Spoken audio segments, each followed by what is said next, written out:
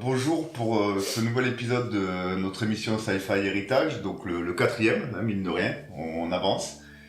Donc la fois d'avant, on s'était attardé sur la biographie, la bibliographie de Howard Phillips Lovecraft. Et là, aujourd'hui, on s'attaque à Pierre Perrault, plus connu sous le nom de... Stéphane Hull. Exactement. Pour ceux qui l'ont remarqué, le décor a un peu changé puisqu'on est chez toi pour cet épisode. Voilà, tout à fait. En raison de ces vacances d'été, donc on va voir. Puis on a un peu aussi amélioré le matériel, donc normalement, nous l'espérons, l'émission sera de meilleure qualité. Alors bon, pour revenir au sujet, donc Stéphane Hull, donc pour une fois, enfin plutôt, nous attaquons un auteur français. Pour moi, un des plus magiques et poétiques qu'il y a en science-fiction française, et l'un des premiers que tu m'as fait lire d'ailleurs. Donc moi, c'est comme ça que je l'ai connu. Je devais à peu près avoir, je pense, fin d'adolescence, début d'adolescence. Je me rappelle plus si c'était début ou fin d'adolescence, mais en tout cas, je devais avoir 15 ans, je pense. Et moi, c'est l'auteur vraiment qui m'a subjugué de par son style, son écriture, sa facilité à le lire et les histoires et rebondissements qu'il propose dans ses livres. Alors, il a une carrière très particulière sur laquelle tu vas revenir de suite après. Mais en tout cas, on est très fiers de présenter cet auteur qui est quand même relativement méconnu, j'allais dire, des nouvelles générations. Et donc, ça nous fait vraiment plaisir de le mettre en avant aujourd'hui. Donc Voilà, mais superbe introduction, hein, parce qu'en fait, Stéphane Hull, c'est vraiment une continuité pour nous, puisque c'est mon frère qui me l'avait fait découvrir. Je pense que j'ai dû le lire quand j'avais une dizaine d'années, tu te rends compte, bon. Et c'est un des premiers livres de science-fiction qui vraiment m'a marqué. Notamment Le Temple du passé dont je parlerai, mais il n'y a pas que celui-là. Alors c'est intéressant parce que ça prouve que les Français peuvent écrire de l'excellente science-fiction qu'on appelait anticipation à l'époque. Mais c'est la même chose. Il y a d'autres auteurs de science-fiction français, hein, particulièrement Barjavel, Pierre Auboul, Francis Carsac, là récemment Damasio, enfin, il y en a. Et puis il y a beaucoup d'auteurs français, entre guillemets du mainstream, qui font de la science-fiction mais qui ne le disent pas. Bon, c'est pas grave, on va parler de Stéphane Hull et de la science-fiction française à travers lui. avec grand plaisir. Voilà. Alors, la biographie sera assez courte parce qu'il n'a pas bénéficié de biographie dédiée, mais par contre, il a eu d'excellents articles bien travaillés d'auteurs de science-fiction qu'il appréciait beaucoup, comme Jean-Pierre Andrevon, comme Laurent Genefort. Et il a bénéficié d'un fanzine entièrement consacré à lui par René Baron, hein, qui est très très bien fait. Et également beaucoup d'interviews, parce que c'était quelqu'un de très accueillant. Et il suffisait pas que sonner chez lui, de son village de Normandie, à épied, et il ouvrait, et il parlait devant le feu de cheminée. Bon, c'est une autre époque. Hein. Voilà. Alors sa biographie, de son vrai nom c'est Pierre Perrault. Il est né à Paris en 1922. Il est décédé à Évreux en 2003, donc à 81 ans. Il a une enfance pratiquement sans problème, hein, une adolescence aussi, parce qu'il est dans une bonne famille à Paris. Il est choyé. Il passe une première partie du bac, comme c'était à l'époque, de lettres classiques. C'est important parce qu'il y avait du latin, du grec, de l'allemand. Et il passe un bac philo. Alors, ça paraît un peu surprenant pour un futur écrivain de science-fiction, mais en fait, il se destinait, il avait une grosse culture littéraire, il se destinait à être prof de lettres. Et c'est son père qui lui a dit non, ne fais pas cette voie, parce qu'au contraire, ça va te dégoûter de la littérature. Fais plutôt le dentiste, ce que disait un peu avec dédain Stéphane Hull, la dentisterie. Parce que pour lui, il l'a fait, il a bien réussi, mais c'était en fait plutôt une activité alimentaire que réellement une activité de passion. Mais il fallait bien gagner sa vie. Et à ce moment-là, quand il avait 18 ans, il est passé au Lapin Agile, le cabaret de Montmartre, pour dire un peu qu'il était quand même déjà artiste, il récitait des poèmes en s'accompagnant à la guitare. Ce qui était rare à l'époque, les accompagnements à la guitare comme ça, c'était un des premiers à le faire. Bon, évidemment, c'est un passe-temps, il n'allait pas en faire son métier de ça. Alors, rien ne le prédestinait, a priori, à écrire de la science-fiction. Il a commencé à 34 ans, donc, en 1956, différemment des précédents auteurs qu'on avait analysés, de Robert Heinlein, qui lui écrivait parce qu'il avait cette frustration de ne pas avoir fait sa carrière militaire à cause de la tuberculose, de Philippe Cadic, qui avait bien sûr, avec tous les problèmes qu'il avait d'énormes problèmes financiers, et il cherchait toujours à gagner sa vie, à gagner de l'argent pour vivre, parce qu'il avait de nombreuses femmes, enfants, etc. On en avait déjà parlé. Et puis bien sûr, notre ami Lovecraft, qu'on a fait la dernière fois, dont je pense que vous avez tous apprécié la personnalité particulièrement complexe. Voilà. Alors, il écrit à 34 ans sur un défi que lui pose sa femme, qui est en train de lire un roman d'anticipation. Il n'a jamais voulu dire lequel c'était, parce qu'il avait quand même... Il était gentil, il ne voulait pas dire quel était ce livre, mais elle a dit, ce bouquin est tellement mauvais, c'est pas possible, écoute Pierre, tu vas écrire, je suis sûr que tu feras mieux que ça. Et il a dit, ok, je vais faire ça. Il avait déjà, pour son plaisir, rédigé 2 romans d'espionnage. Le premier, là, c'est Poursuite vers Gao. Vous avez un exemplaire derrière, sous le pseudo de Lionel Hudson. Et le deuxième, c'est Corrida pour une fusée, qui n'a pas été publié. Bon, c'est pas pour rien qu'il les a écrits, parce qu'il s'est servi de cette trame de ces 2 bouquins pour 2 autres livres d'anticipation qu'il fera plus tard. Alors il s'y met, en décembre 1956, il publie son premier livre, qui est Retour à zéro, et dans la foulée, New York. Et ainsi, jusqu'à mai 1959, c'est-à-dire en 2 ans et demi, il va sortir 11 livres. Alors ça peut paraître beaucoup, c'est quand même beaucoup, effectivement, c'est autant que Dick à l'époque, mais Dick prenait des amphétamines, je vous le rappelle, lui il n'en prenait pas, mais il écrivait quand même dans des conditions très difficiles. Alors c'était imposé par la collection Fleuve Noir, l'édition Fleuve Noir à laquelle il avait confié ses bouquins, et c'est eux qui lui ont demandé de prendre justement un pseudo. Et il a choisi Stéphane Bull, parce qu'il avait soit entendu à la radio, soit lu dans Science et Vie qu'il lisait très régulièrement. C'est le nom d'un physicien russe, un physicien atomiste russe. Et ça lui plaisait. Stéphane Bull, il disait ça du peps. Et c'est vrai que ça sonne bien. Hein. Ah oui, très très bien. Et moi d'ailleurs, quand je voyais que c'était son vrai nom, c'est qu'après que j'ai appris que... moi aussi, hein. Voilà. Ça me paraissait quand même bizarre comme nom, mais enfin, bref, peut-être effectivement, c'est d'origine russe, voilà. Alors il a écrit, dans des conditions compliquées, parce qu'il était quand même, il commençait son métier de dentiste, et il avait bien sûr une clientèle qui était très très présente et de plus en plus importante. Alors il écrivait, il le dit, à 6h du matin, en hiver, il montait au grenier, où il avait sur une petite table de jardin qui était là, il écrivait, et comme il faisait très froid, qu'il n'y avait pas de chauffage central, eh bien, il brûlait de l'alcool à brûler dans des coupelles là, pour se chauffer. Bon. Il écrivait pendant 1 heure et demie, à 2 lignes minutes, il s'imposait ce rythme, et ensuite, il allait travailler. Bon, c'était quand même difficile. Au bout de certains temps, il est passé en dentiste temps partiel, c'est-à-dire qu'il se gardait les matinées. D'accord. En fait, c'était quand même dur. Alors, au bout de 2 ans et demi, il a arrêté d'écrire.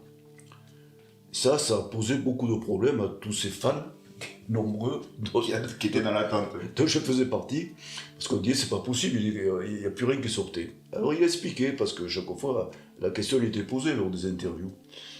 Et il a dit, je n'avais plus d'inspiration de science-fiction, c'est possible, mais je crois qu'il y avait 2 éléments surtout que jouaient. C'est qu'il pensait gagner bien sa vie avec ces livres-là, pour pouvoir justement être moins dans la dentisterie. Et c'était pas le cas, parce que les livres d'anticipation, ça rapportait pas beaucoup à l'époque, même s'il avait du succès. Et également parce que justement, son métier lui prenait de plus en plus de temps. Bon. Il a fait autre chose, hein. Il a continué à faire des poèmes, parce que c'est un excellent poète. Il a écrit une épopée en vers, sur Vercingétorix. Il a créé des sculptures en pâte dentaire qui sont, paraît-il, superbes, hein, ça ne m'étonne pas non plus. Et il avait paysagé son jardin, ça on peut le voir sur des photos, c'est exubérant, on dirait des jardins, des jungles, quoi. C'est vraiment superbe. Voilà. Bon, il s'est arrêté, et il a sorti que son dernier livre, hein, qui s'appelle Nous, 18 ans après, en 1977. Mais c'est un livre totalement différent. Celui-là, il a mis 5 ans pour l'écrire, alors que les autres, il y avait une spontanéité, ça allait très vite. Et donc il est différent, hein. Donc le style est beaucoup plus fouillé, les personnages aussi, il y a plus d'idées, enfin, comment dire, il a voulu vraiment y introduire tout ce qu'il avait dans son cerveau. Il appelle ça séquelles d'abondance, hein. Bon, mais pour moi, quand je le compare aux autres, j'ai été déçu, parce que c'est pas du tout pareil. C'est pas le cas pour c'est un excellent livre. D'ailleurs les critiques ont adoré et tout ça, et Stéphane Lul lui-même disait que c'était son meilleur livre. Bon. Il est bon quand même, hein, mais voilà, je reste moi sur... Après chacun ses goûts. Oui, absolument, c'est pas pour ça qu'il faut pas le lire, hein, sur mes 11 premiers. Alors il écrit en fait du space opéra, c'est-à-dire que c'est quelqu'un qui se fiait d'abord au décor. Pour lui c'était majeur, on y reviendra, beaucoup plus qu'à l'intrigue. Hein. Et il était également, pas contre, mais il n'aimait pas la fantaisie. Le fantastique, parce que justement il n'y avait pas de logique, donc lui c'était quand même l'esprit logique, scientifique et artiste aussi, c'est vrai, mais il fallait que ça se tienne, voilà. Alors il a eu du succès, beaucoup, des éditions nombreuses, avec chaque fois des succès de vente, des rééditions, des traductions de plusieurs langues. Le Temple du passé a été traduit en américain. Bon, ça n'a pas eu un gros succès parce que bon, c'était un auteur français qui a peut-être été mal vendu aussi, je ne sais pas, enfin, mais c'est pas bien grave. Hein. Et il a eu un énorme succès commercial avec New York, dont tu parleras tout à l'heure.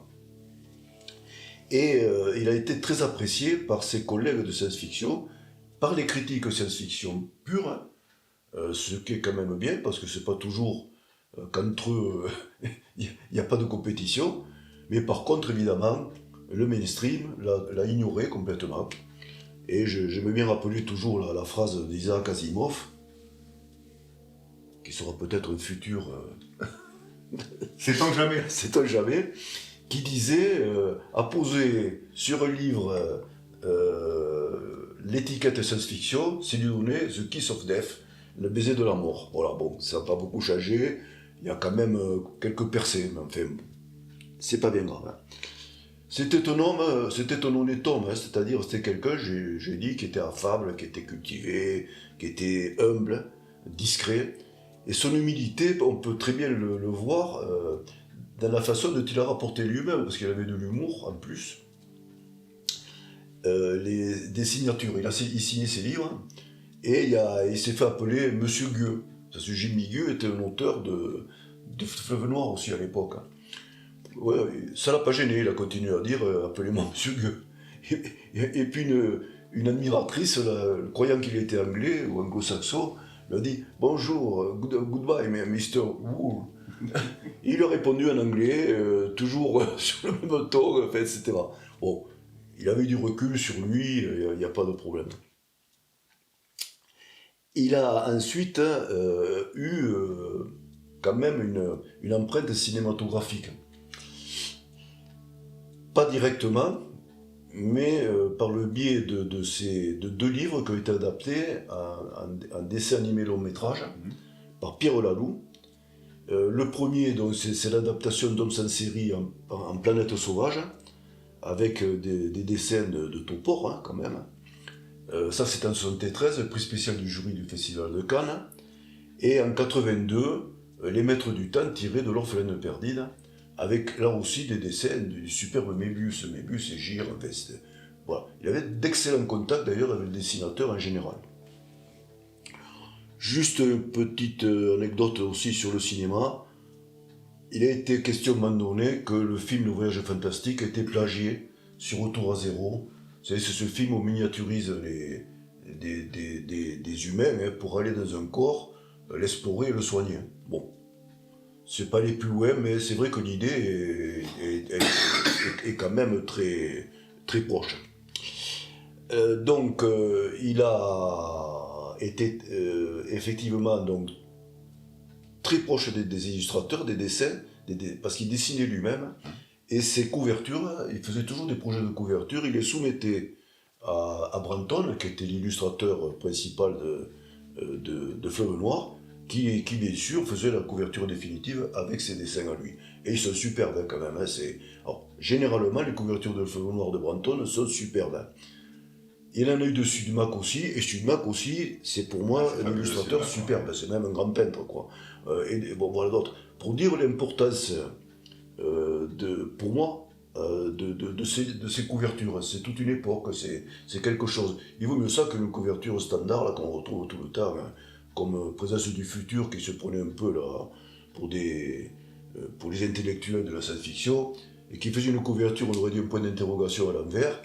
Alors les gens disaient c'est une comète, c'est une fusée. En fait, c'est tout simplement une balle de tennis, l'ombre portée d'une balle de tennis. Et c'était comme ça, tous les livres avaient simplement le titre qui changeait. Bon, ils avaient d'excellents titres, d'excellents auteurs, mais moi, voilà. Non mais c'est très important, je trouve l'illustration, en plus de la science-fiction, c'est ce qui permet, c'est le premier contact avec le livre, c'est ça, c'est cette image. Et je trouve que, entre guillemets, la bâclée, c'est manquer de respect, tout à fait. C'est enlever à la magie. Et d'ailleurs, je ne sais pas si vous voyez les livres de Val. Là, au pire, on les mettra dans la vidéo. C'est des photos attirantes, quoi. Alors, ces livres de science-fiction, d'anticipation, ces premiers Fleuves noirs, là, avec ces de bulles, quand ils sont en bon état, coûtent assez cher, si on arrive à en trouver d'occasion, hein. Parce que voilà, après il était tellement réédité qu'on peut le trouver évidemment dans des éditions plus récentes sans problème, hein, et de qualité en plus. Bon, voilà ce que je voulais dire sur la biographie. On va peut-être se passer à New York. Avec plaisir. Donc j'ai eu la lourde tâche alors que tu m'as confiée en insistant un petit peu de me dire Julien, est-ce que tu peux de présenter le New York, puisque moi j'étais plus parti sur l'Orphelin de Perdide qui était un de mes livres préférés de tous les temps. Et New York, je l'avais lu, c'était un des premiers aussi que j'avais lu plus jeune, et à l'époque j'avais trouvé ça bien, mais je me rappelais plus trop. Bon, c'était aussi il y a une trentaine d'années. Et du coup je l'ai relu, et une très très bonne surprise déjà de le relire, parce que je me suis rendu compte que je ne m'en rappelais presque plus. Et je l'ai trouvé absolument fabuleux. Alors déjà, on peut commencer à parler un petit peu, avant de rentrer dans l'histoire, de ce qui fait un peu le style de Stéphane Hull. Donc déjà, je trouve le format est très très facile, puisque c'est divisé en multiples chapitres, il n'y a pas beaucoup de pages. Bon, dans l'édition que j'ai, en plus, c'est écrit assez gros, ça fait 250 pages, donc ça va faire 150 pages dans une édition classique. Ça se lit très bien.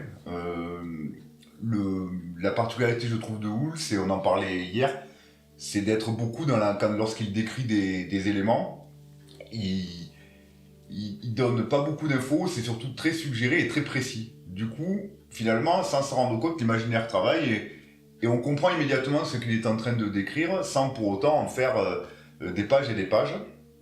Et ça, je trouve ça très, très chouette, parce que ça permet de créer une atmosphère tout en laissant une place importante à l'histoire. Ouais, je veux juste compléter, parce que c'est très important ce que tu as dit. Vas-y. Je pense que il se lit très facilement, mais c'est pas parce qu'il se lit facilement que c'est faible et que c'est mauvais. Alors, parce qu'on souvent confond les choses, quoi. Bon, exactement. En fait, il disait lui-même, je gomme tout ce qui peut apparaître du travail. il gomme tout avant de nous donner ce magnifique style efficace avec un vocabulaire réduit au minimum. Enfin, vraiment, c'est super. Ça sert effectivement l'action, le récit, sans problème. Et sur le descriptif, c'est très important aussi ce que tu as dit, c'est-à-dire qu'en fait, il disait lui-même, bon, ça revient au même que de dire qu'il fait par petites touches.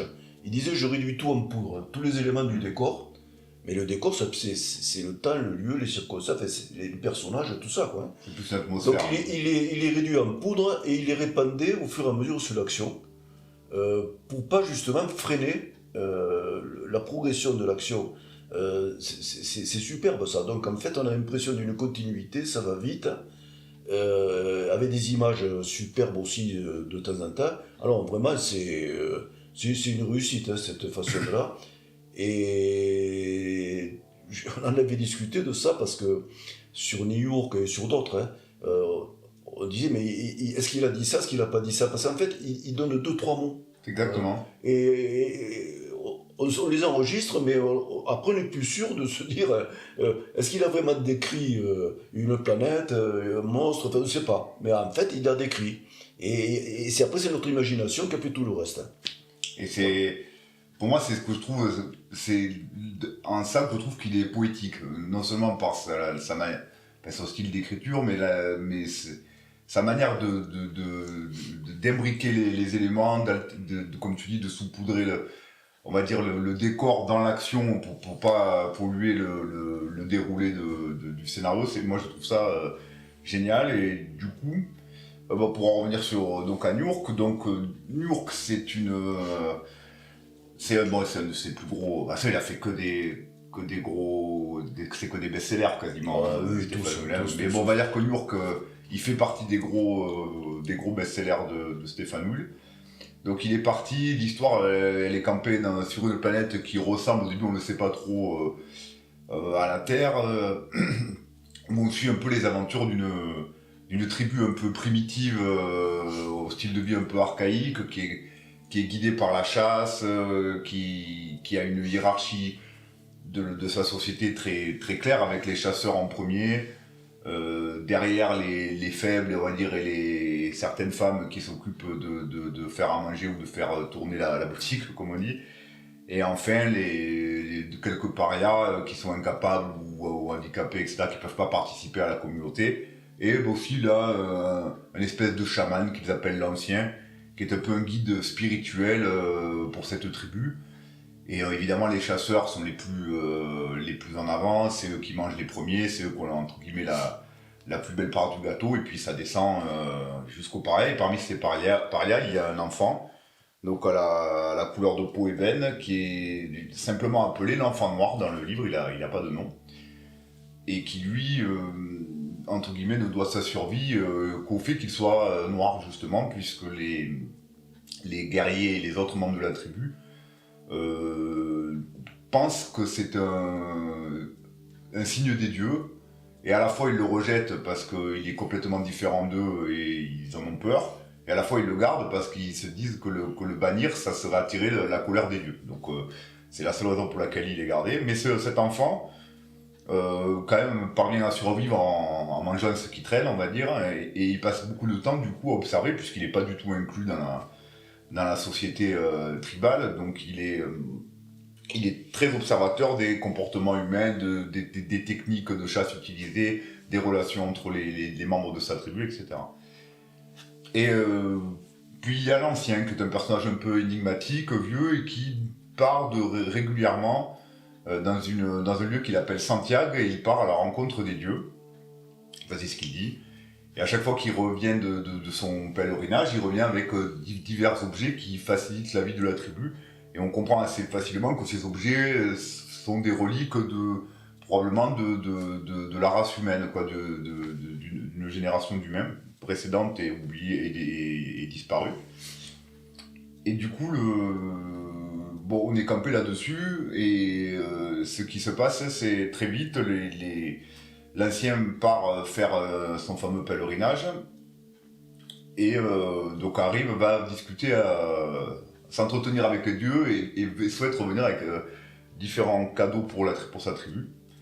À ce moment-là, l'enfant noir en profite pour s'échapper et voyant que l'ancien ne revient pas, part à la recherche lui-même de l'ancien et abandonne un peu sa tribu pour partir à sa recherche. Alors au bout de plusieurs jours de marche, il finit par atteindre Santiago, qui est en fait une ville humaine, hein, complètement abandonnée, désertée. Il y a une ambiance un peu vraiment post-apocalyptique à ce moment-là, et très vite on se rend compte que les fameux dieux avec lesquels l'ancien parle sont en fait de vieux panneaux publicitaires qui envoient des messages et qui sont perçus comme des messages des dieux pour eux, avec leur vision primitive des choses. Et donc l'enfant se balade un peu dans cette ville, des coups est émerveillé, des coups on fait la curiosité au maximum, et il trouve notamment dans ses recherches un fusil laser. Alors évidemment à Stéphane il n'est jamais dit que c'est un fusil laser.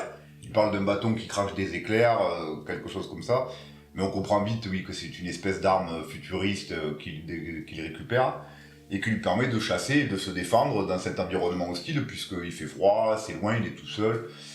Et puis finalement, il arrive au bout d'un moment à retrouver donc l'ancien qui est effectivement mort dans la neige. Et il va décider de faire quelque chose d'un un peu horrible, mais qui s'explique. Il va manger la cervelle de cet ancien pour deux raisons. Un, parce qu'il a faim.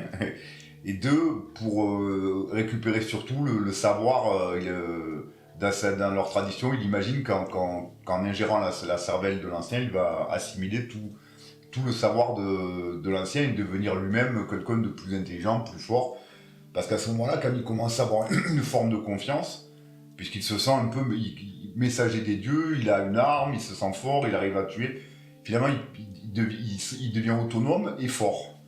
Et pendant qu'il fait ça, sa tribu ne s'inquiétant pas trop non plus de sa disparition, mais plutôt de celle de l'ancien, et surtout du manque de nourriture qu'ils commencent à avoir là où ils sont, décident de migrer pour chercher pour voir si l'herbe n'est pas plus verte ailleurs. Et dans leur migration, je passe un peu le détail, mais ce qui est important, c'est qu'à un moment donné, ils tombent sur un marais radioactif, où là on apprend, c'est ce que tu me faisais remarquer hier, que c'est toute la Terre est quelque part irradiée, était très irradiée par l'ancienne activité humaine, et que probablement l'humanité a disparu suite à cet excès de radiation, ou en tout cas a été quasiment anéantie. Et quand la tribu arrive près de ce marais, ils trouvent notamment des espèces de poulpes qui ont quelque peu muté, puisqu'ils sont énormes, très intelligents et capables. Ils ont fabriqué, ils ont des bioarmes, enfin, ils sont capables de lancer des pics, de générer des attaques. Et ils prennent en chasse notamment les humains, puisqu'ils les voient comme une source de nourriture. Et les humains, pour se défendre, donc la tribu de l'enfant noir, menée par le meilleur chasseur qui s'appelle Toz, mène un dur combat contre ces poulpes, entre guillemets, et finissent par en tuer un, et à le manger parce que la chair est très bonne pour eux. Et il s'ensuit une bataille plus grande où beaucoup de poulpes se mettent ensemble, les humains se regroupent, et à ce moment-là, l'enfant noir qui, lui, sur son chemin, c'est lié d'amitié, lié d'amitié, c'est un grand mot, mais en tout cas, c'est lié avec un ours qui devient son compagnon. Une grande bataille a lieu, et c'est l'enfant noir qui, grâce à son fusil laser et à l'ours, arrive à mettre en déroute les créatures.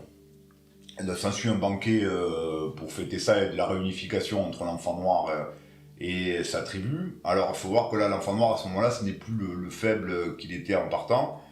Au vu des actes héroïques qu'il vient de faire, les membres de sa tribu le voient déjà comme quelqu'un de leader et de plus fort, de très fort. Et en dégustant, on va dire, ces créatures, on se rend assez vite compte que les personnages deviennent plus forts, plus rapides, plus intelligents, mais ils ont aussi des à côté, c'est-à-dire ils deviennent un peu transparents, ils ont des organes fluorescents, et en fait, tout simplement, ils ingèrent énormément de radioactivité en mangeant ces poulpes. Donc on avance un petit peu, ils finissent par rencontrer au hasard de leur déplacement une autre déité qui est en fait un personnage humain moderne que trouve là un peu par hasard, on reviendra dessus après, qui explique à l'enfant noir qu'il faudrait qu'il aille qu'il y a un lieu qui s'appelle Newark, qui est en fait New York, hein, qui est une ville où il y aurait une abondance de nourriture et d'objets pour permettre à sa tribu de survivre. Et donc l'enfant noir décide de conduire sa tribu là-bas. Malheureusement, les membres de sa tribu en chemin juste avant d'arriver meurent tous dû à la radioactivité. Et il ne reste que lui et l'ours finalement. Et oui, juste pour dire, parce qu'on s'était posé la question, pourquoi lui s'en tirait. Ouais. Et en fait, en relisant à nouveau, comme quoi tout est suggéré, en fait, les autres avaient déjà mangé un poulpe d'avance, si on peut dire. Oui, mais 2 jours, quoi. Oui, mais quand même, on peut penser que le taux de radioactivité n'était pas tout à fait le même. Mais enfin, bon. Moi, j'ai une autre hypothèse, mais on verra. Enfin, je pense que déjà d'une, il est plus résistant et qu'ensuite, ce qui va le sauver, c'est ce qu'il va faire. Il y a aussi ce qui se passe à Newark. Bref. C'est un détail. Il est, je reprends, où il était. Donc, il arrive à Newark. Donc, Newark, ville, il faut imaginer un New York futuriste et dévasté, en fait. Puisque tout a été détruit et abandonné. Et, enfin, pas tout a été détruit, tout a été abandonné, en tout cas. Et il se balade avec l'ours, il découvre New York, qui est en fait une version bien plus grande et intéressante que la ville des dieux dans laquelle l'ancien et lui étaient allés auparavant. Et ils retrouvent, donc déjà leur première rencontre avec la modernité, c'est un restaurant opéré par des robots qui arrivent, où ils se font servir en quantité infinie du poisson artificiel, et du coup ils sont complètement repus, l'ours et lui. Et ça leur permet de prendre un peu des forces et de continuer. Ils tombent aussi, du coup, c'est là où on comprend que la radioactivité a joué un rôle, puisqu'ils tombent sur un centre automatique de anti-radiation, que là aussi géré par des robots. Et donc ils sont passés dans une espèce de douche qui est anti-radioactive, sans qu'eux ils comprennent trop ce qui leur arrive, puisque déjà les robots, ils découvrent ça, ça leur fait à la fois peur, et ils se demandent si ce sont des dieux ou pas, c'est à la fois ils voient qu'ils ont la même forme que les humains, mais que ce n'est pas les humains qu'il a déjà croisés, donc ça l'intrigue beaucoup.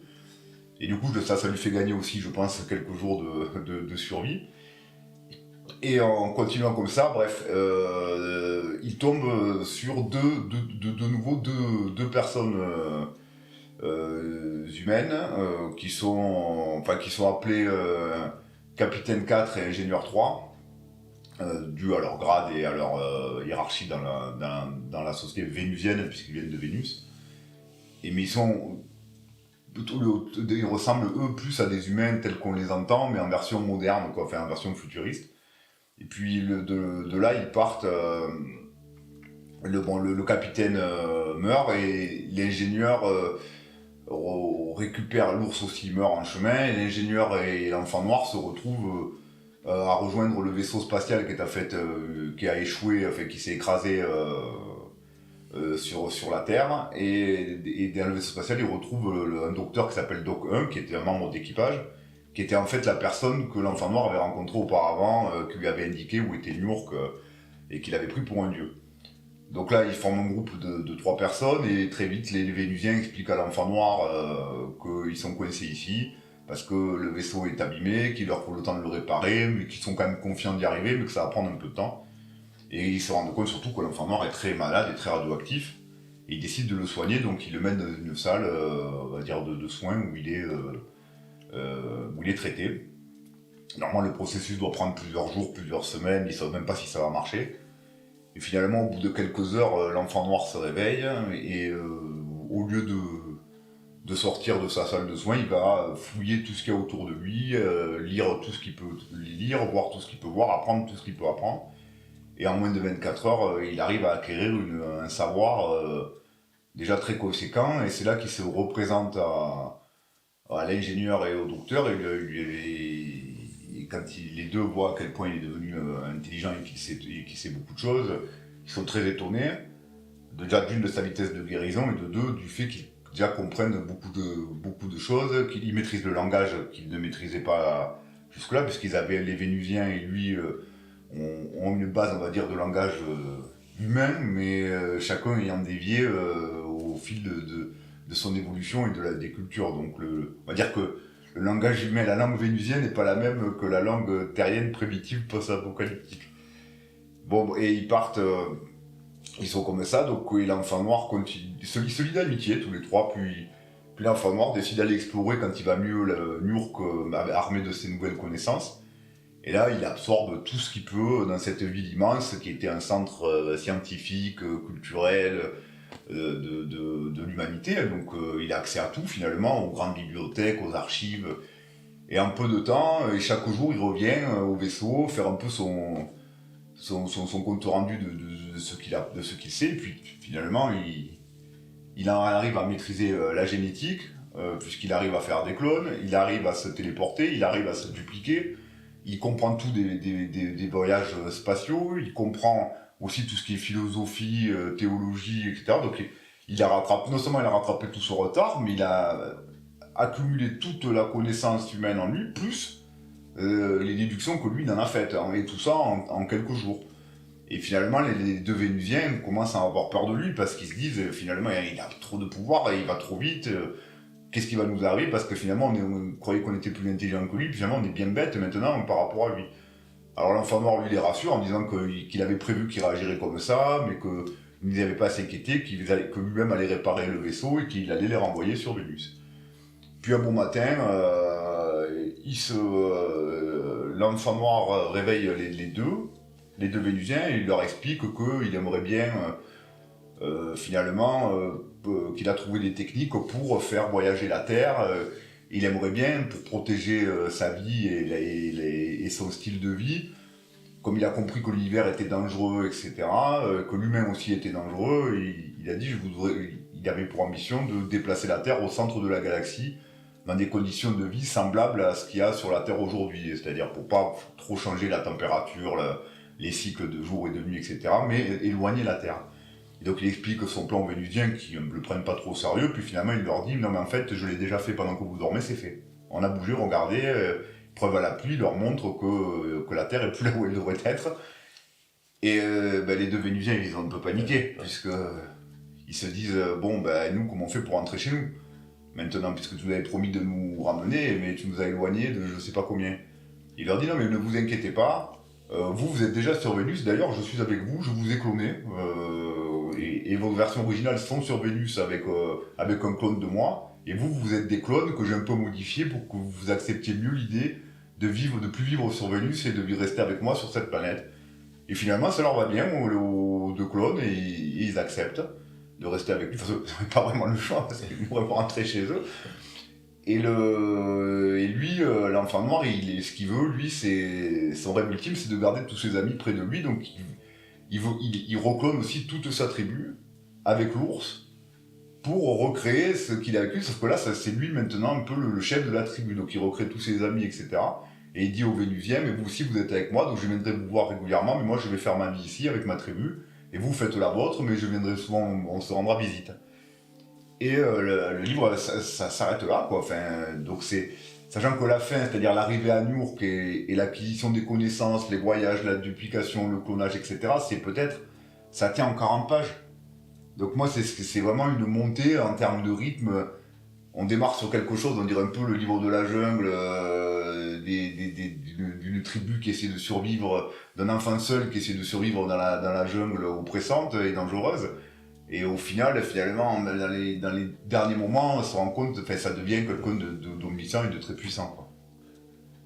Ouais. Moi j'ai bien sûr quelques remarques, mais il y en a tellement qu'on a eu, qui ouvre tellement de portes, il y a tellement de choses à dire. D'abord, c'est vrai que cette fête est très philosophique, parce que c'est Voltaire, c'est Candide, hein. Il faut cultiver son jardin, etc. C'est-à-dire, pendant le monde, il arrive toutes les aventures et toutes les catastrophes, et quand il revient dans son jardin, il est heureux. C'est exactement ce que fait l'enfant noir après tout ce périple. Bon, moi j'ai 3 remarques à faire. La première, c'est sur l'enfant noir, justement. Parce que Bull a décrit des mondes colonialistes, hein, des planètes colonisées, etc. Mais c'est pas parce qu'il les a décrits qu'il était lui-même dans l'esprit colonialiste, loin de là. Il s'en est d'ailleurs défendu, avait raison. Et le fait que il est pris comme héros, un enfant noir, et déjà quelque chose contre le racisme, contre le colonialisme, tel qu'on le voit mal, bien sûr. Bon, ça c'est la première remarque, parce que c'était un humaniste, c'est important de le dire, c'était pas du tout quelqu'un qui était en guerre permanente et qui croyait à la supériorité des races, etc. Pas du tout. Hein. Non, lui, je pense qu'il le met pour te rejoindre.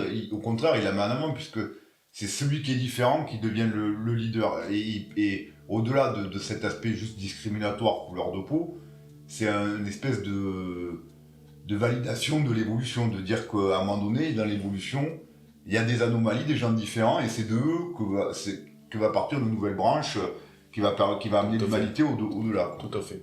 Alors la deuxième remarque, c'est bien évidemment sur le côté visionnaire, comme on dit maintenant, un donneur d'alerte.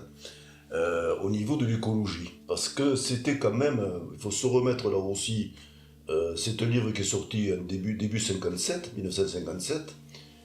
La première centrale nucléaire a visé production d'électricité, bien sûr. Datée de 54, elle était en Russie. Il y a eu des essais aux États-Unis avant, mais enfin, c'était que des essais.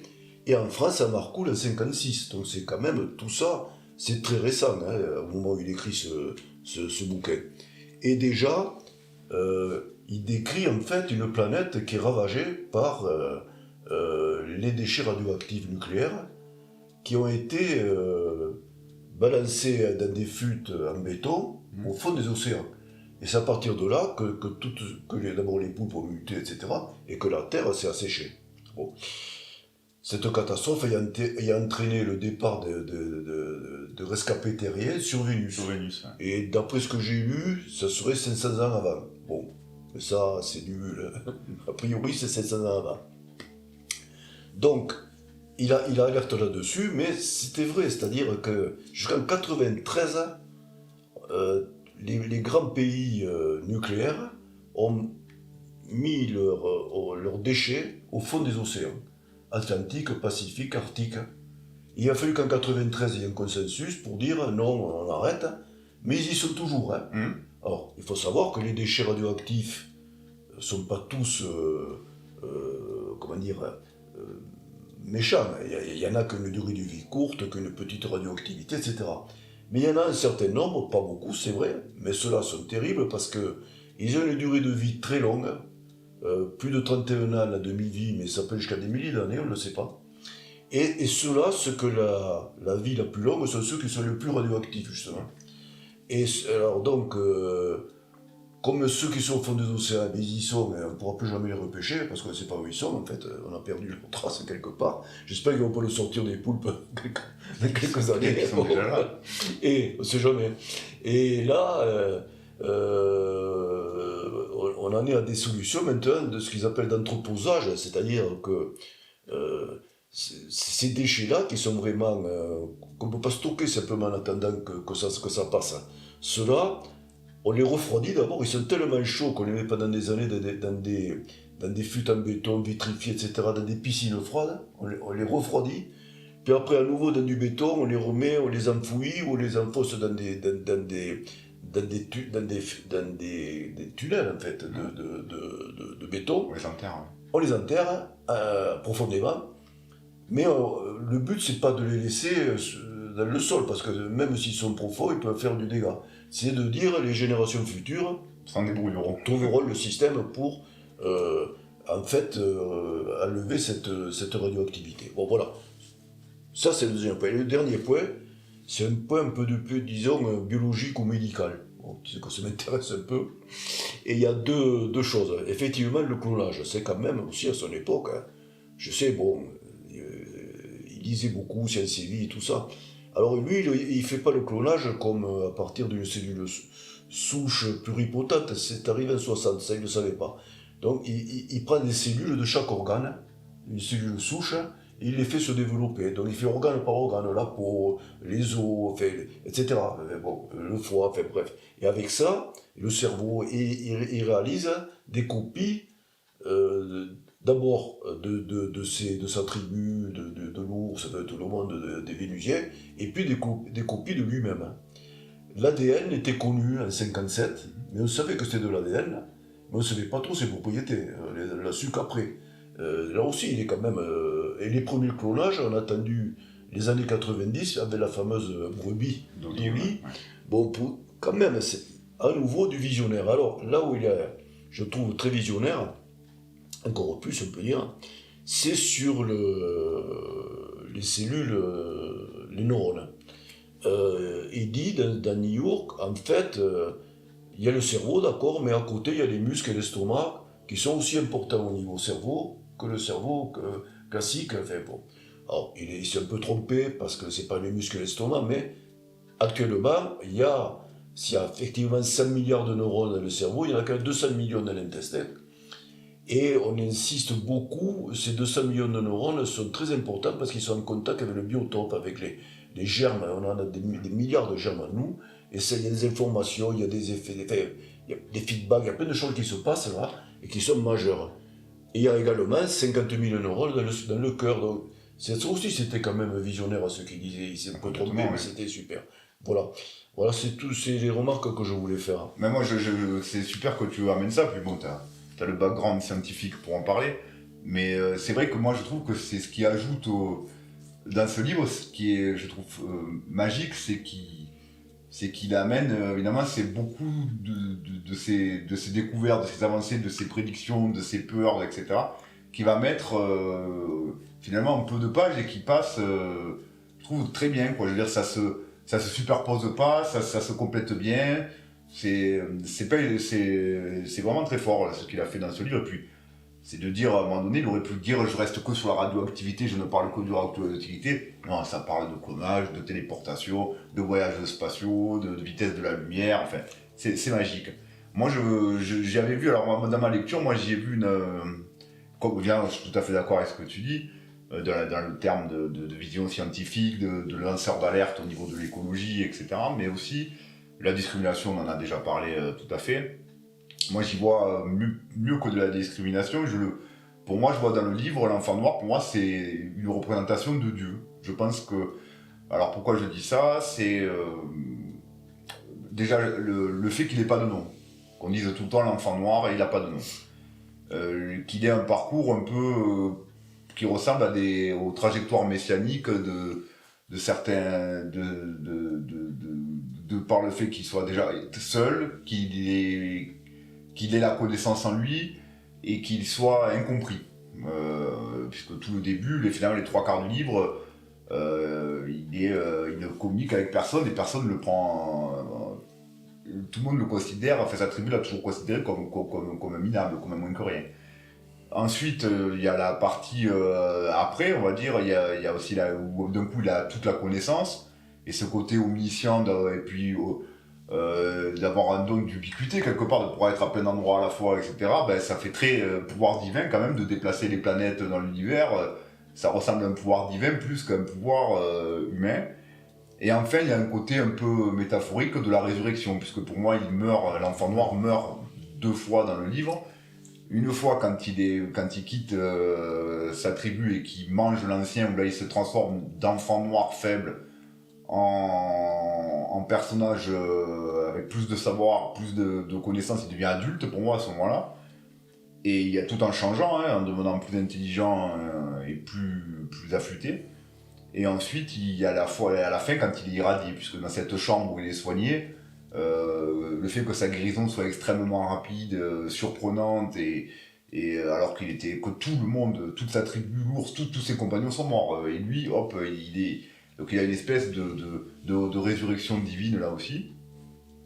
Mais moi, c'était un peu voilà, mon hypothèse, et puis je trouvais qu'au niveau poétique et au niveau théologique, où de toute façon on parle de tout le long des déités, des panneaux publicitaires où on voit des dieux en carton, quelque part des faux dieux. D'ailleurs, il a de coup, lui, ça serait l'émergence d'un vrai, mais aussi avec ses défauts, puisque le fait qu'il ait autant de pouvoir, qu'il prenne la décision de cloner, il demande le consentement de personne, je veux dire, il fait tout, il demande la permission à personne pour faire ce qu'il a à faire. Et ça fait quand même peur. Donc, il y a aussi, je trouvais ça très... Et c'est quelque chose que j'avais, cette approche-là, je m'en étais absolument pas rendu compte quand je l'avais lu plus jeune. Donc, je veux le lire comme ça m'a fait, j'ai trouvé un sens de plus, aux multiples sens et messages déjà présents dans le livre. Donc c'est un livre pour moi, alors là je finis là-dessus, tu parlais tout à l'heure du fait que malheureusement on prenait la science-fiction pour... La science-fiction était vue comme The Kiss of Death, quelque chose de simpliste et même qui n'amenait à rien, qui n'était pas pris au sérieux. Moi je trouve que quand ce livre a été dit, et même pas que ce livre, Wool est souvent considéré comme... enfin, pas considéré, mais il y en a qui le présentent comme un auteur pour enfants. Et de la science-fiction pour enfants. Moi je trouve pas du tout, quand on a dit ce qu'on vient de dire, il y a tous les messages qu'il y a, les doubles lectures, les visionnaires, les notions scientifiques, etc. Je pense que les critiques confondent style, qui n'est d'ailleurs pas du tout non plus un style pour enfants, mais entre guillemets facilité de lecture avec c'est égal pour enfants. Bon, moi j'ai lu des livres beaucoup plus compliqués avec des messages beaucoup moins intéressants. Donc moi j'adhère absolument pas, enfin je souscris absolument pas à cette analyse, à cette thèse. Pour moi c'est lisible par un enfant bien sûr, mais je trouve le message bien plus profond et qui est bien plus universel que ce qu'ils peuvent dire. Je suis tout à fait d'accord avec toi. Il est présenté comme finalement de la littérature de jeunesse, hein, surtout New York, pour la jeunesse. Il était au programme scolaire. Hein. C'est vrai. Tu l'as d'ailleurs le livre, tu me l'as montré. C'est ce qui explique d'ailleurs pourquoi il a eu aussi de telles ventes, hein, parce que effectivement. Mais de toute façon, même si un enfant n'a peut-être pas la capacité de tout voir, hein, ça, comme je disais, ça ouvre des portes. Tout à fait. Et comme ça se lit quand même relativement facilement, voilà, mais il ne peut pas tout comprendre, c'est évident, mais c'est pas grave. C'est pas du tout, il ne faut pas le limiter aux enfants, loin de là. Hein, ce sont des livres d'adultes et de grands adultes, même en même temps. Je veux aussi, en parlant là, ce qui est important aussi, c'est que quand j'ai dit tout à l'heure qu'il était donneur d'alerte, il n'est pas sectaire. Hein. Ah, il croit à la civilisation, il croit à la technique, à la science, mais sous réserve qu'elle soit contrôlée, qu'elle ait la sagesse. Voilà, ça c'est le point. Et puis, malgré toutes les difficultés qu'ont les héros dans le livre, hein, et l'enfant noir, Dieu sait qu'il a subi, mais il n'est pas le seul, tous ceux du livre en subissent. Ça, quand même, c'est optimiste, souvent. Mais la plupart du temps, c'est exceptionnel qu'il y ait un livre qui finisse mal de vue. Il y a toujours quand même le caractère optimiste qui ressort. Voilà. Très bien. Écoute, moi je pense qu'on a fait un peu le tour de New York. Alors est-ce que tu n'aurais pas, toi, quelque chose dans l'escarcelle Mais l'escarcelle est rempli, parce que j'ai le tape du passé, qui est pour moi le chef-d'œuvre des chefs-d'œuvre, que j'ai dû lire au moins 30 fois, et et que j'ai redécouvert donc à l'occasion de ces vidéos, et avec, disons, à nouveau le même enchantement. Voilà. Alors c'est un livre qui est sorti en 1957 aussi, donc qui n'est pas tout à fait récent. Alors je vais le décrire, comme tu dis, c'est toujours facile à suivre. Il y a 4 parties. La première partie, on va résumer, hein, pour moi c'est un huis clos, on verra pourquoi. C'est une fusée terrienne qui se dénomme F-13-13, qui à la suite d'une avarie va s'écraser dans une mer glaciale, chlorée, d'une planète inconnue. Voilà, ça commence comme ça. Évidemment, le choc est énorme, mais la fusée, quand même, sa structure reste solide, elle reste étanche. Et il y a 3 survivants là-dedans, qui sont blessés simplement, enfin, plutôt légèrement. Il y a Massir, le pilote, qui sera en fait le héros principal du livre. Il y a Jolt, qui est médecin, et Raoul, qui est un quartier-maître. Déjà, difficulté majeure, ils vont mettre tout en commun leur intelligence, leur connaissance et leur volonté de vivre pour sortir de ce piège. Voilà, ça aussi, c'est typiquement nul. Première partie. Deuxième partie, eh bien, la deuxième partie, ils vont essayer de revenir, ils savent qu'ils sont, au fond, ils le découvrent d'une mer glaciale chlorée, et ils découvrent qu'ils ont été avalés par un monstre marin. Eh bien, ils disent qu'il va falloir qu'on remonte à la surface, parce qu'on ne peut pas rester au fond, et qu'on sorte de ce monstre. Et la meilleure façon de sortir de ce monstre, c'est de le faire monter sur la terre ferme et le faire marcher. Vaste programme. Heureusement qu'ils ont quand même quelques appareils, comme toujours une technologie à la hue, qui leur permettent, grâce à leur connaissance aussi scientifique, d'abord d'analyser le métabolisme du monstre, hein, qui est très différent du nôtre, on ne va pas rentrer dans les détails, bien sûr, et de faire une cartographie. Ça, c'est quand même assez génial. Il injecte du soufre marqué, et avec des capteurs, ils vont dessiner le corps du monstre entier, ils vont voir où ils sont. Ils sont dans l'estomac du monstre, qui est en fait comme dans un goitre en avant du monstre, là, un goitre thyroïdien, il est en avant.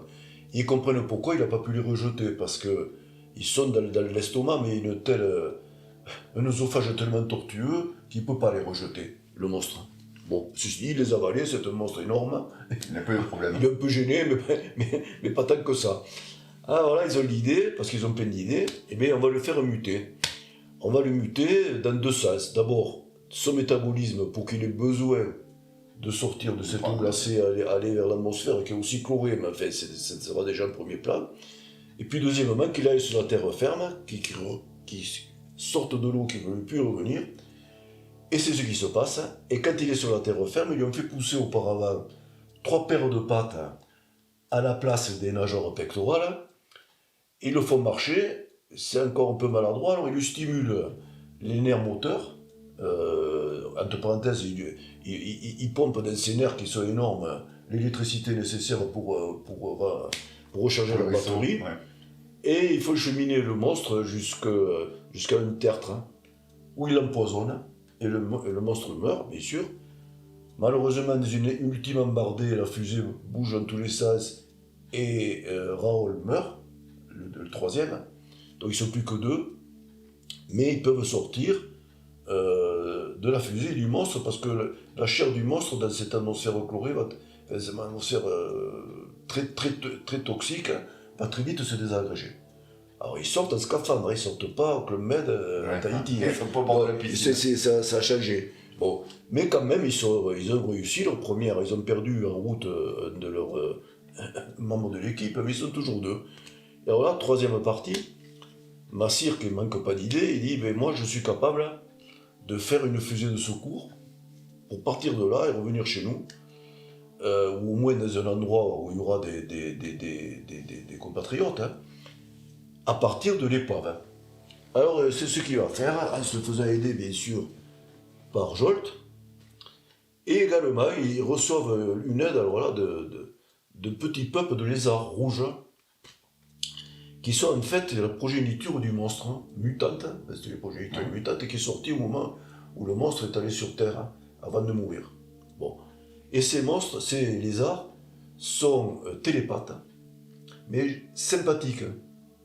Et comme ils les ont aidés, ces lézards, parce qu'ils sont sympathiques et tout ça, bon, puis qu'ils ressemblent à des hommes quand même, hein, ils les ont aidés à se mettre à l'abri des oiseaux prédateurs qui étaient en train de faire leur repas avec eux, quoi. Bon. Et ces lézards leur en sont redevables. Mais pas que redevables, pas simplement un petit remerciement. Non, pour eux, ce sont des dieux, carrément. Alors, il n'est pas question, évidemment, que les dieux s'en aillent. Donc Massir et Jolt se disent, bon, surtout ne pensons pas que la fusée va partir, etc. Bon. Ils progressent très vite, et à un moment donné, il faut qu'ils relèvent la fusée pour qu'elle puisse être dans la position de départ. Malheureusement, elle glisse, elle entraîne dans sa chute le malheureux Jolt, qui est déchiqueté. Donc de 3, ils sont passés à 2, maintenant il n'y a plus que Massir. Et en plus, la fusée, en s'écrasant au sol, les soutes pleines de carburant s'ouvrent, et tout le carburant qu'ils avaient part dans la nature, c'est fini. Massir sait qu'il ne pourra plus partir par ses propres moyens de cette planète. Bon, il sait qu'il ne lui reste pas longtemps d'énergie, et donc la possibilité de respirer de l'air, hein, et il va profiter de ce laps de temps pour toujours aider les lézards rouges qui lui voient une civilisation future prometteuse. Il leur donne le moulin à vent, il leur donne la roue, et puis quand le moment est venu, il va aller s'étendre dans le squelette du monstre, hein, comme un genre de baleine, hein, sur le tertre. Hein. Il va se cryogéniser, donc hiberner en fait, en attendant qu'effectivement des secours arrivent. Hein. Et ces secours devraient arriver puisqu'il a un émetteur, un radioémetteur, conçu pour durer 100 ans, qui envoie un message de détresse. Hein.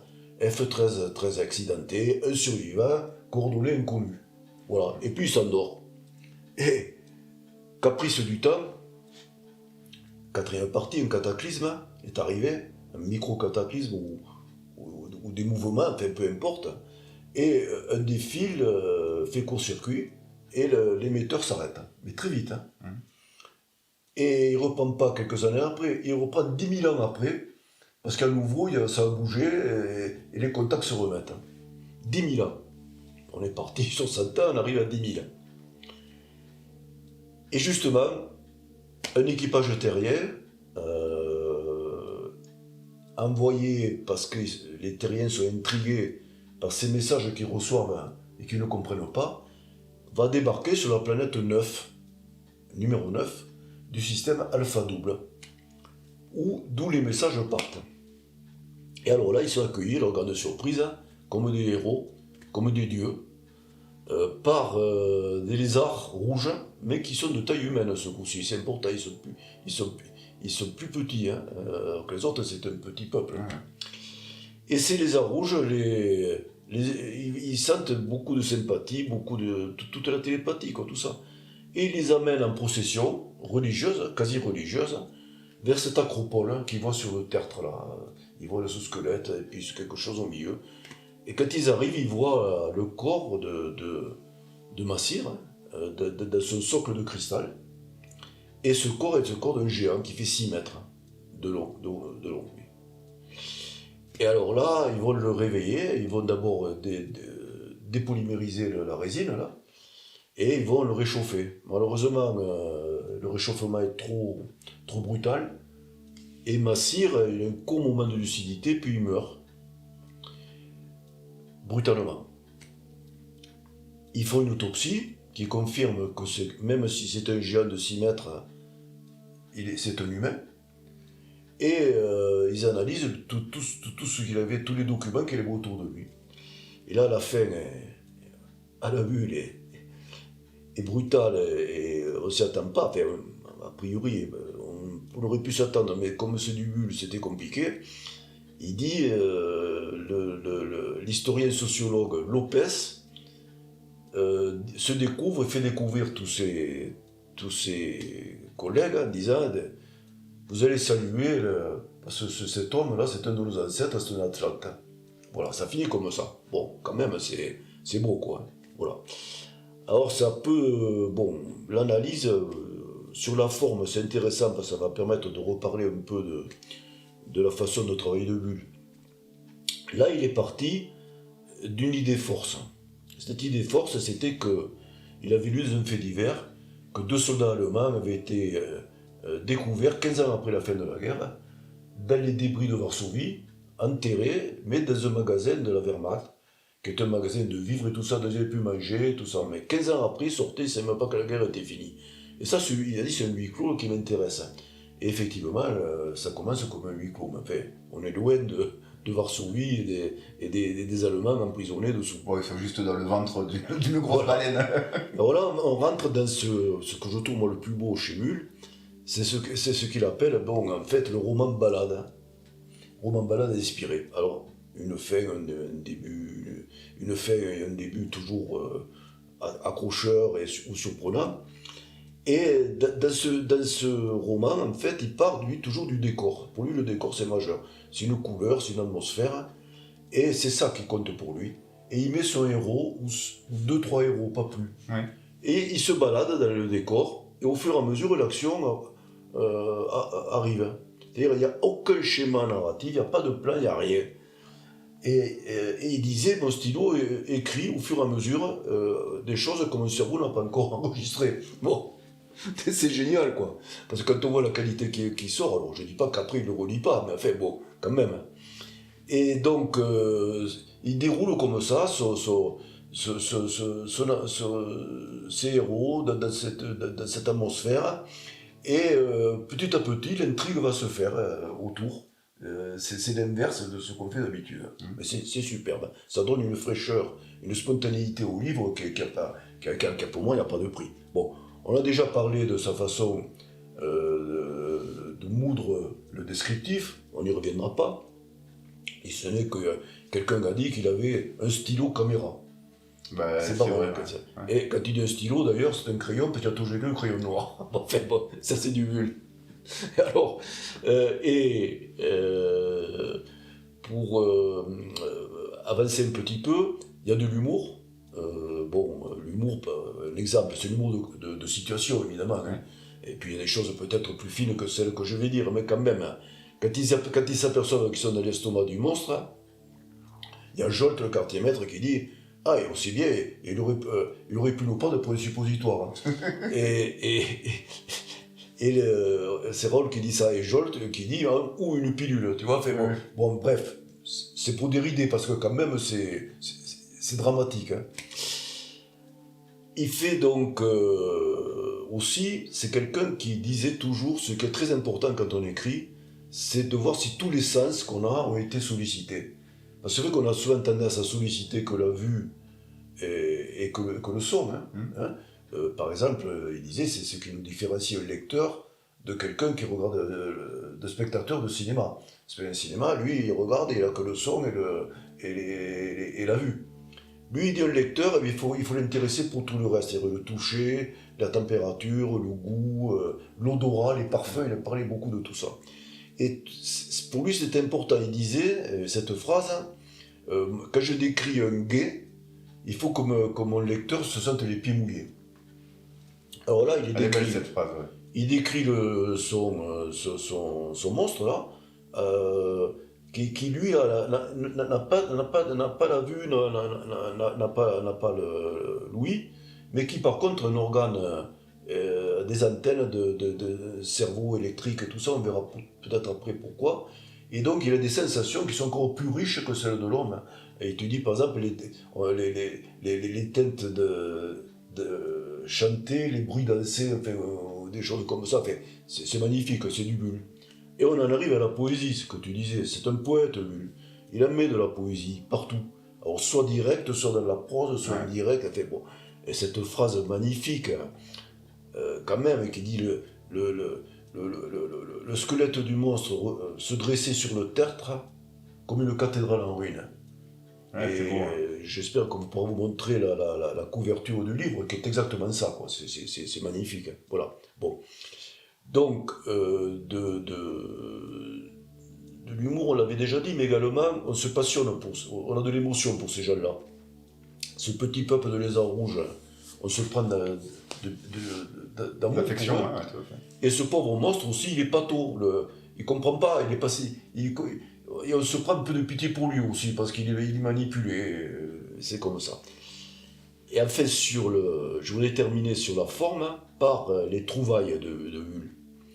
Et là, il y en a une, c'est la cartographie, on a dit. Et là, quand même, la première cartographie date de 56.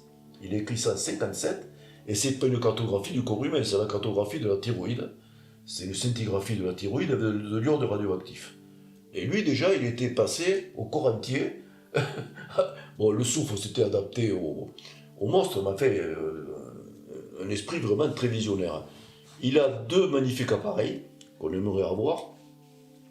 Une boîte à ionophorèse, on l'applique sur des os fracturés, quelques secondes ou minutes après, tout est ressoudé.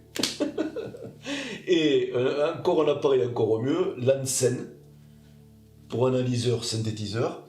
Alors, on met des matières premières d'un côté, on reçoit le produit fini de l'autre. Tu sais que ça, en plus, ce concept-là, il est repris dans pas mal de jeux vidéo, d'avoir des jeux où tu vas coloniser des planètes et trouver des minerais, etc. C'est vrai que tu as des choses où tu dis, à partir d'un minerai, je sors un appareil utilisable. Ouais, mais pourquoi pas, tant que ça existera un jour, mais c'est génial, quoi, je veux dire. C'est l'espèce de fabrique tout, quoi. On peut tout fabriquer, tu veux du caviar ou tu veux du foie gras à midi, hop, tu mets les éléments de... Mais il avait aussi dans le restaurant où il allait, dans Lourdes, que vous pouvez avoir des menus à volonté, la bouffe était fabriquée à l'infini, à partir de petites matières, quoi, donc c'était... Tout à fait. Il aime bien ce concept. Il a des trouvailles... Alors c'est vrai qu'il en parsème, il fait comme tout le reste. Il va pas te décrire l'appareil pendant 4 pages. Hein. Mais je trouve que c'est bien, je trouve que c'est même un avantage parce que comme la technologie évolue, s'il en aurait trop dit, il y a plein de choses seraient... la science-fiction aurait été ridicule. Alors quand le suggérant, ton imaginaire, il prend les éléments d'aujourd'hui et il dit ah ben peut-être que...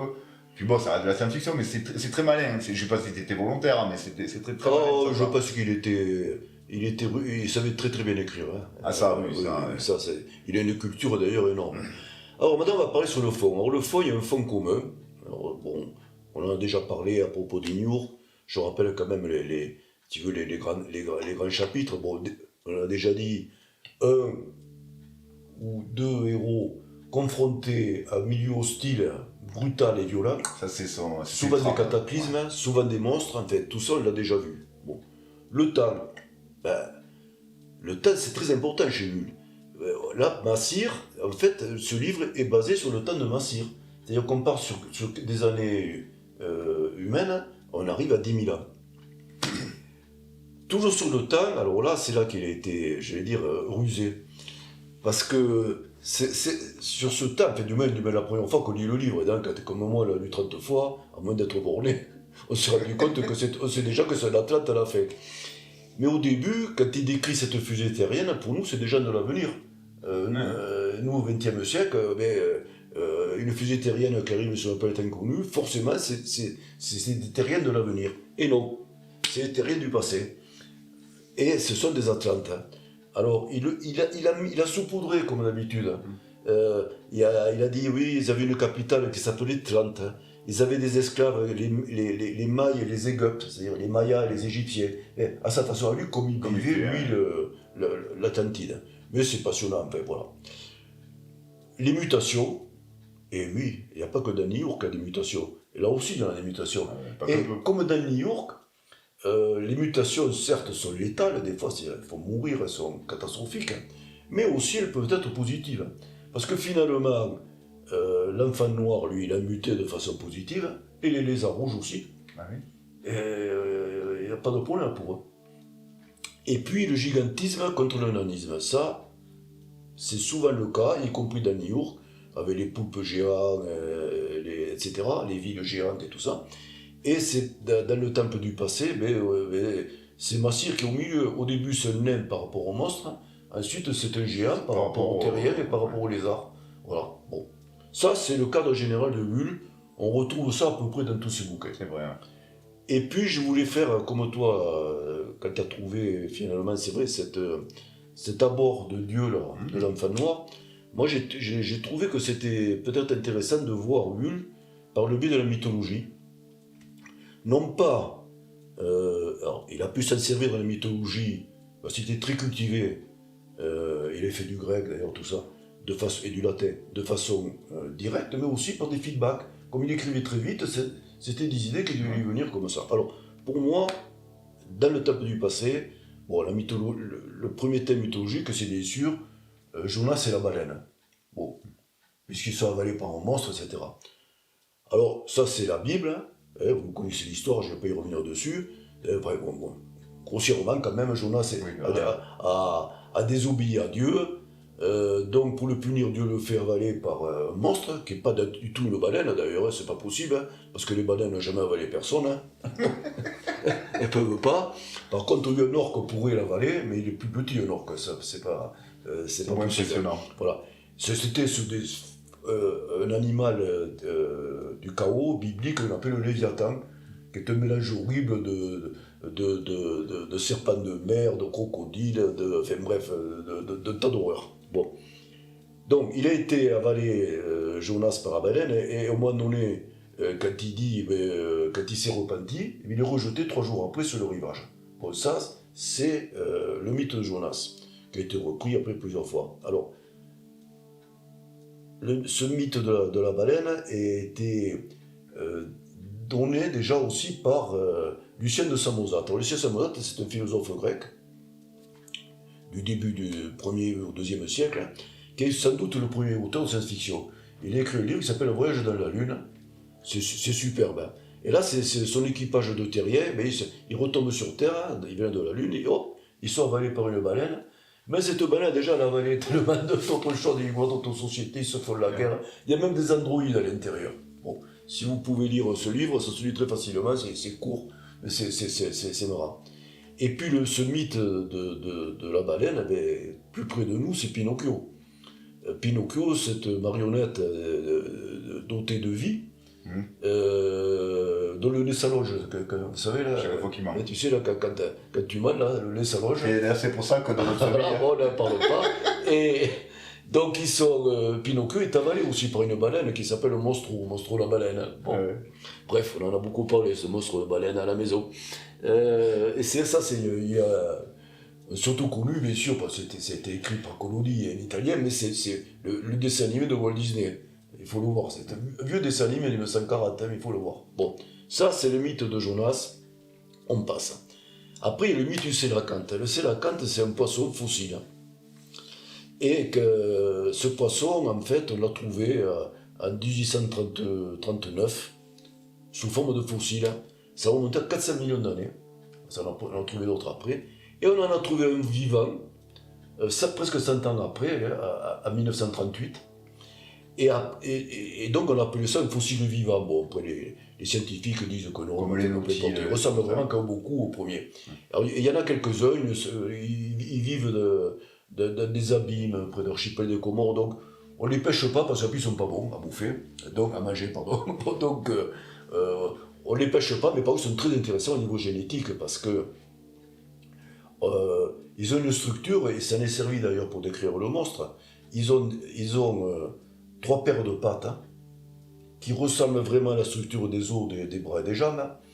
Ils ont un organe cérébral pour les sens qui est un organe technorécepteur, c'est exactement ce que décrit dans le monstre, et il a un poumon résiduel comme le monstre aussi, il a un poumon. Donc on pensait à l'époque que c'était un animal qui était sorti de l'eau vers la terre. En réalité c'est l'inverse. Lui il est passé de la terre et de l'eau douce à l'eau salée. Mais c'est un de ses parents futur, le tétrapode, qui lui a fait l'inverse, est allé sur le sol, et c'est l'origine quand même des amphibies, des mammifères de l'homme, on vient de là. Bon, on ne savait pas de ça à l'époque, en 1957, on pensait que le sélacanthe était notre ancêtre. Bon. Et donc, c'est un mythe quand même ça, voilà. Donc, il y a le mythe du sélacanthe. Après, il y a 2 autres mythes, le mythe du grand dieu blanc, qui est le mythe des Indiens de l'Amérique précolombienne. Et il pensait que c'était un grand dieu blanc, il l'avait écrit partout, qu'il les avait créés, qu'il les avait nourris, qu'il les avait protégés, etc. Et ce grand dieu blanc était parti un jour brutalement en disant « je reviendrai ». Et quand les Aztèques ont vu arriver Cortés au Mexique, et les Incas arriver Pizarro au Pérou, ils ont dit c'est les grands dieux blancs qui arrivent. Ils les ont accueillis les bras ouverts, ça n'a pas duré longtemps. Ouais. Mais bon, pour dire que c'est un mythe qui existe, et c'est ce que font exactement les lézards rouges quand ils accueillent les hommes. Ces lézards rouges aussi, on peut leur imputer le mythe du cargo. Mythe du cargo, ça existait déjà au XIXe siècle, c'était repris surtout à la Seconde Guerre mondiale. C'est un mythe qui est né en Mélanésie. En fait, c'était des cargos, des bateaux au départ, puis après des avions cargos, qui arrivaient sur ces îles habitées par des aborigènes, des indigènes, et qui débarquaient des matières finies, magnifiques, des biens. Ils ne comprenaient pas d'où ça venait. Le cargo arrivait, il y avait des biens qui sortaient. Là. Bon. Et quand les occupants sont partis, les occupants militaires, tout ça, sont partis, et bien ils ont dit on va refaire les mêmes gestes qu'eux, et les biens vont revenir.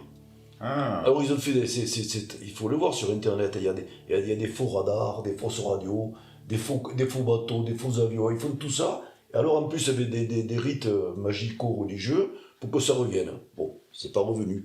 Mais les lézards ont fait pareil, ils n'ont pas beaucoup progressé en 10 000 ans, à part qu'ils ont domestiqué un peu les oiseaux, mais ils sont restés à la roue ou là. Si ils ne se bougent pas, les dieux vont revenir. Et moi je le crois comme ça. Je comprends, ouais.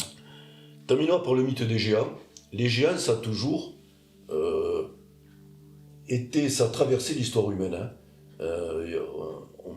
Beaucoup de pensent, quand même, à commencer par Victor Hugo, les poètes et tout ça, que nos prédécesseurs étaient des géants. Alors, il y en a bien sûr dans la mythologie grecque, la titanomachie, la gigantomachie, c'est-à-dire les guerres de tous ces géants contre Zeus et les Olympiens, mais sachant que Zeus et les Olympiens étaient déjà des géants. On estime leur hauteur à 10 mètres à peu près. Après, il y a la Bible, hein, avec Nemrod et surtout Goliath quand même. Hein. Tout le monde connaît l'histoire de Goliath qui a été tué par la fronde de David. Goliath, on avait estimé son hauteur à 2,90 m. Troisième géant, Gilgamesh. Gilgamesh, c'est le sumérien. Hein, lui, on a estimé à 5,50 m à peu près. Donc, quoi, des géants, il y en a toujours eu partout dans toutes les histoires. Et il y a des auteurs qui ont dit, on va y venir, que les Atlantes étaient des géants. Pas pour rien que notre ami Hull en a parlé. Alors, on va terminer par Atlantide. L'Atlantide, c'est un mythe, bien sûr. Et c'est Platon qui en a parlé pour la première fois dans le Timée, dans le Critias, c'est-à-dire 400 ans avant Jésus-Christ à peu près. Il a décrit, au-delà des colonnes d'Hercule, c'est-à-dire de Gibraltar, hein, une île où la civilisation était hyper développée, qui doit son nom au titan Atlas, qui était le premier roi. Et cette civilisation s'était étendue du côté de l'Afrique jusqu'en Égypte et en Europe jusqu'en Italie. Bon, lui, le fait remonter parce que lui, il a d'autres sources, nommé Valdec en particulier, carrément 60 millions d'années, dinosaures, enfin, passons. Et d'après Platon, au fur et à mesure, ils se sont corrompus, et c'est les Athéniens qui les ont tués, qui les ont détruits lors d'une guerre. Enfin, qu'ils ont vaincu une guerre.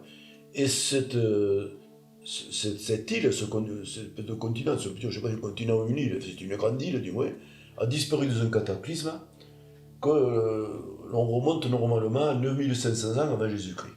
Bon, à partir de là, c'est parti dans tous les sens. Alors d'abord, les universitaires en général disent que ça n'existe pas. C'est un argument philosophique de Platon pour dire aux Athéniens, attention, la corruption, etc. Et puis quand même, il y en a un certain nombre d'autres universitaires et d'autres chercheurs, ou peut-être de rêveurs, je ne sais pas, qui eux, ils croient à l'Atlantide. Et ils se réunissent depuis 2005, c'est intéressant ça. Ils ont établi 24 critères, pour l'instant ils n'ont pas trouvé les points communs, pour dire c'est là l'Atlantide. Alors on l'a mis un peu partout l'Atlantide, hein. On l'a mis aux Canaries, on l'a mis aux Açores, hein. Les nazis qui y croyaient l'avaient mis en mer du Nord, en Méditerranée on l'a mis à Santorin, mais pour l'instant on n'a pas encore de certitude. Ceci dit, pour un mythe qui est littéraire complètement pour certains chercheurs, il a énormément influencé toute notre vie. Il y a des BD, il y a des livres, il y a des jeux vidéo, il y a énormément de choses sur l'Atlantide, franchement, hein, voilà. Et on va terminer là. Bull croyait donc toujours que les civilisations anciennes, on était le fruit de tout ça, de toutes ces civilisations, et que donc, eh bien, voilà, les Atlantes étaient avant nous, et que c'est eux qui nous ont formés. Alors quand il parle il met d'ailleurs dans son livre les Mayas et les Égyptiens, pour eux ils ont été les esclaves effectivement des Atlantes, mais ça expliquerait les pyramides et tout ça. Bon, il y a plein de discours dans son livre. Oui, non, mais peu importe, hein. Mais c'est intéressant, voilà.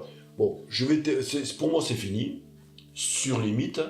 Sachez quand même qu'il y a d'importants mythes aussi dans Piège sous Orcas et dans Terminus 1. Bon, mais on va pas, ça suffit comme ça, je pense, au niveau de ce qu'on pouvait dire. Voilà, moi c'est ce que je pouvais dire sur le temps du passé. Ah ben, moi j'ai beaucoup apprécié. J'adore l'approche que tu as un peu de le comparer à des mythes, parce que c'est vrai que dans les trames des histoires de Wool, ça revient souvent. Dans Urk, il y a aussi les références à Prométhée, de voler le feu pour le donner aux hommes. C'est l'enfant noir qui du chaos va faire émerger l'humanité, quoi. Donc il est toujours, je trouve, ça rajoute à la poésie, puis finalement c'est toujours des concepts qui marchent, quoi, en fait, parce que ah oui, non, mais c'est évident. Alors, on a tous envie de rêver, quoi.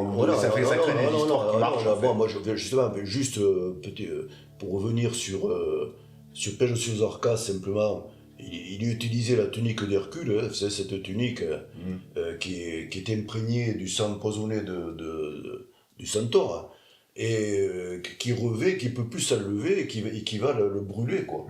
Et c'est pareil dans Perseus Arcas, il a revêtu une tunique qui peut plus s'arracher, quoi. Elle est collée à lui, il va y avoir une symbiose, enfin bon, on va pas rentrer dans le détail. Et dans Terminus 1, qui est un des livres méprisés de Hull, à mon avis, à tort, parce qu'il y a des choses magnifiques, hein. En particulier sur le cimetière de Fusée, là, il y a 15 ou 20 pages à lire, c'est magnifique. Et sur la fin, moi, la fin, j'avais trouvé ça génial. À l'époque, je n'avais pas lu la mythologie, j'avais avoir dit entre 10 et 12 ans, je me dis, ouais, je n'avais pas retenu. C'est que le couple principal, au moment de mourir quelque part, alors, ils veulent mourir de leur humanité, ils vont dans une forêt particulière et en fait ils vont s'unir, après avoir mangé des graines de ces végétaux, ils vont s'unir entre eux, ils vont avoir un tronc commun et des ramures, ils vont se transformer en arbre. Et c'est le mythe de Philémon et Baucis, c'est-à-dire c'est exactement ça. Mais c'est magnifique, quoi, je veux dire, et donc ils mettent leurs pieds dans le sol, et puis leurs pieds deviennent des racines, etc. Quoi. C'est splendide. Voilà. Je me rappelle, elle m'avait scotché aussi cette fin. Pour dire, c'est vaste. Hein. Non, c'est vaste, c'est beau. J'espère en tout cas on aura essayé de lui rendre hommage parce qu'il le mérite et il n'est pas assez mentionné, je trouve. Et dans la science-fiction moderne, il est un peu oublié, d'une part parce qu'il est français et d'autre part parce que je pense que c'est une question de génération. Mais pour moi, il est central et je veux dire, il a inspiré, de par sa poésie, même la reprise des mythes que tu décris très bien, il est toujours présent, quoi. Je veux dire, moi, on le lit, on y retrouve on y voit du Spielberg, on y voit du Planète des singes, on y voit je veux dire, les concepts de civilisation qui reviennent, les paradoxes un peu pas les paradoxes temporels, mais les jeux temporels, etc. Le fait de Perdi dont tu voulais parler, c'est une splendeur aussi. Et là, il y a un paradoxe temporel magnifique. Bon, parenthèse là. Bien qu'on lui reprochait, elle disait que c'était impossible de le faire, mais peu importe. Il n'est pas là pour être scientifique. Non, le cadre est suffisant pour qu'on puisse voyager. Il n'y a pas besoin je pense, de plus, et ça marche. Enfin, en tout cas, pour moi, ça marche. En tout cas, en plus, je veux dire, c'est pour le coup une bibliographie qui est facile d'accès et rapide à lire, hein, puisqu'il y a 11 plus 1, donc 12 livres. Et qui ont été réédités un paquet de fois, on mettra les images dans la vidéo.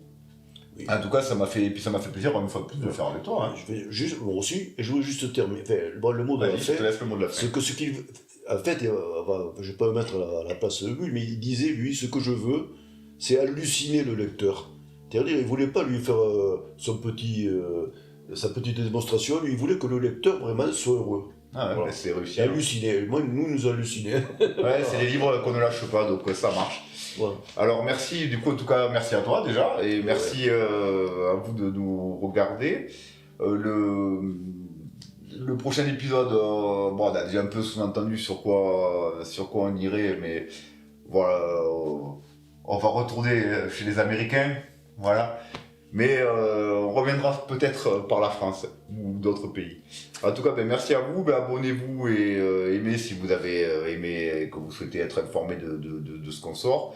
On a des idées encore plein les cartons, donc on va continuer pour le moment. Merci à vous, merci papa, et bonne journée, à bientôt.